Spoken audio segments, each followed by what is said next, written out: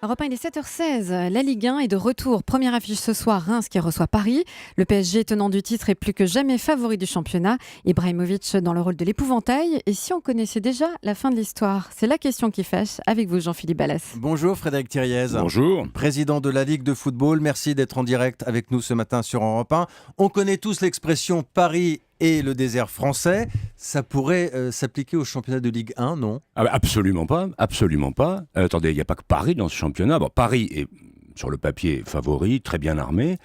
Mais je vous rappelle que Paris, l'année dernière, n'a décroché son titre de champion qu'à la 36e journée, alors qu'en Allemagne, c'était joué depuis bien plus longtemps.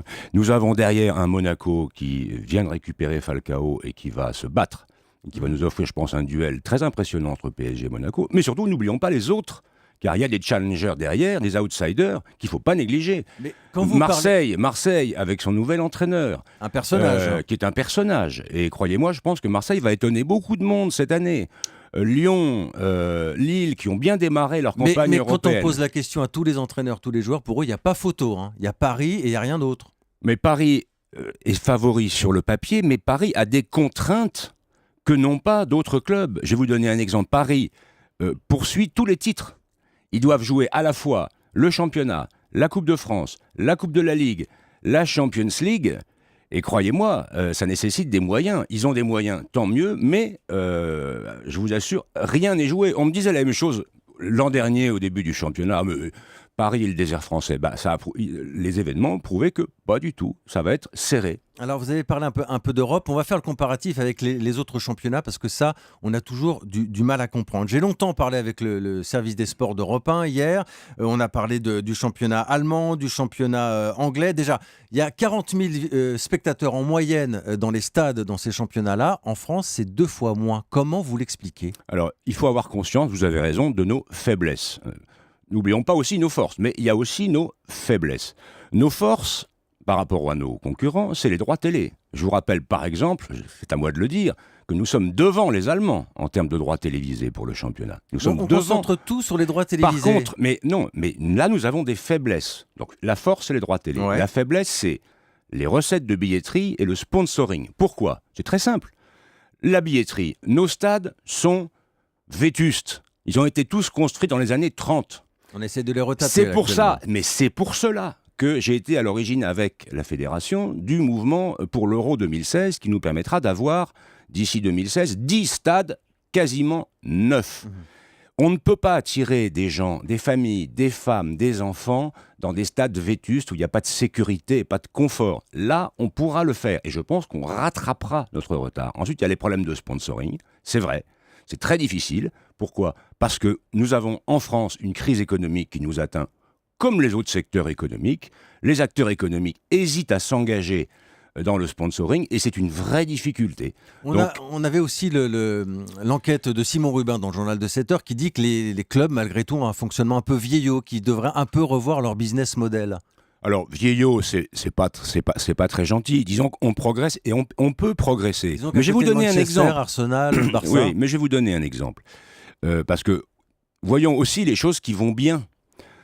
Quand nous allons jouer, vous l'avez rappelé tout à l'heure, notre super coupe à la française, le trophée des champions à l'étranger depuis 6 ans, ça produit des résultats, et des résultats bien concrets. Juste un chiffre. Nos droits internationaux, négociés il y a un mois, ont augmenté de 150%.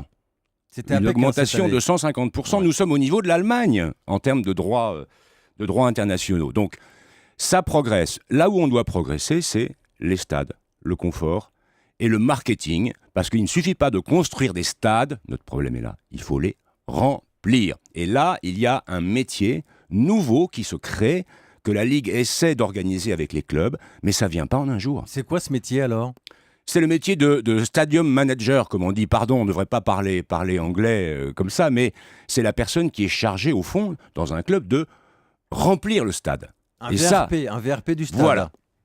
On a entendu donc l'enquête de Simon. On sait que les clubs ont des problèmes d'argent aujourd'hui. Moi, j'essaie malgré tout de comprendre. L'exemple Valbuena, allez, au hasard, qui a été l'un des meilleurs joueurs français pendant la Coupe du Monde. Il joue à l'Olympique de Marseille. On apprend qu'il part jouer à Moscou.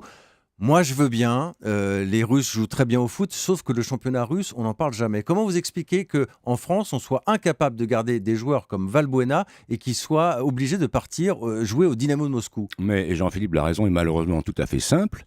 C'est que les clubs français, je parle ni de Paris ni de Monaco, qui ont une situation économique beaucoup plus favorable. Je parle des clubs qui sont au niveau en dessous. Lyon, Lille, Marseille, sont en difficulté financière. Et ils sont obligés de vendre des joueurs.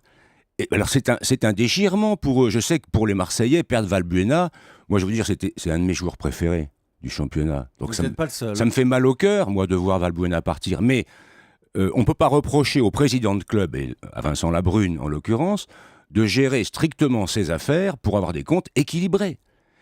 On revient au problème de l'insuffisance des moyens financiers de nos clubs. Frédéric Thiriez, parmi les dossiers chauds aujourd'hui, il y a l'USNAC. Alors là, c'est la Ligue 2. Le club de Fabien Barthez. Qu'est-ce que vous lui avez fait à Fabien Barthez? Il vous déteste. Alors à chaque fois que je lis Fabien Barthez qui parle de vous, je n'ai pas du tout confiance dans nos instances. Le président Thiriez ne pense que pour lui. Il dit souvent le foot français n'est pas tellement propre. Alors, j'ai été assez choqué par cette déclaration. Moi, personnellement, j'aime bien Fabien Barthez, et puis je pense qu'il se trompe complètement de cible, car il s'en prend à la Ligue, mais les décisions qui ont été prises jusqu'à présent, aucune n'a été prise par la Ligue. J'insiste là-dessus, aucune n'a été prise par la Ligue.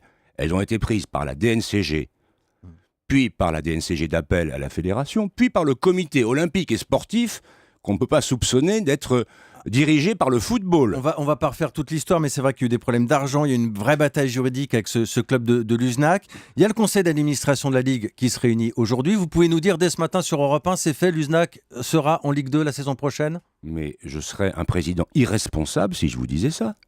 Moi, je suis président d'un conseil d'administration qui comprend 25 élus parfaitement responsables, qui représentent toutes les familles du football, les présidents de clubs, les joueurs, les entraîneurs, les arbitres, les employés et des personnalités indépendantes. Je ne vais pas vous dire maintenant ce qu'on va décider tout à l'heure à 10h30, 11h. Donc c'est pas joué.